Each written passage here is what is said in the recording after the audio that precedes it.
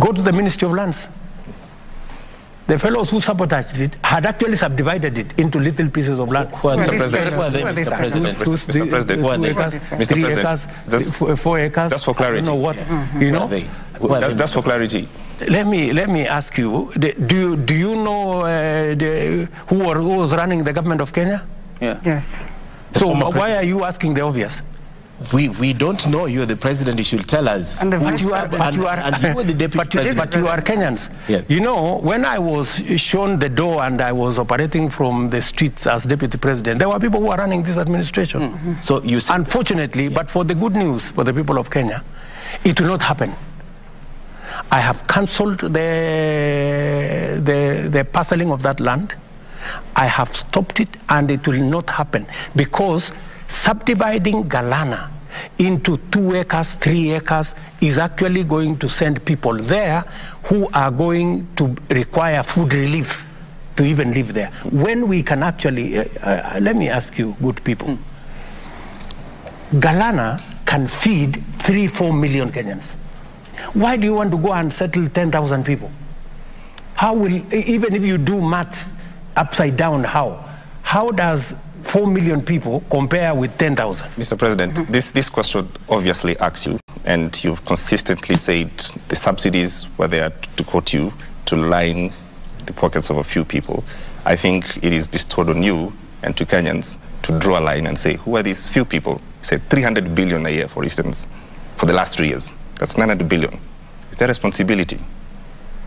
So what are you saying? I didn't understand. Is there responsibility? Are those people who you're blaming them, are they going to take responsibility? The subsidies did not take 3 years. The subsidies were introduced. The Unga one was introduced for 1 month. It failed miserably.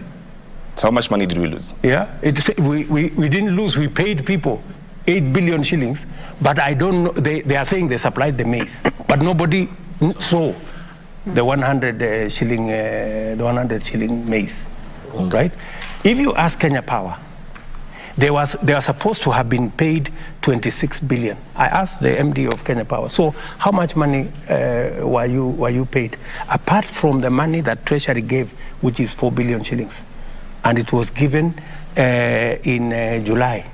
No other money was given to them. So what did Kenya Power do? It just went into debt, more debt. So you are financing a subsidy using debt. What kind of logic is that? Mr. President, that is injustice, that is impunity, that is corruption.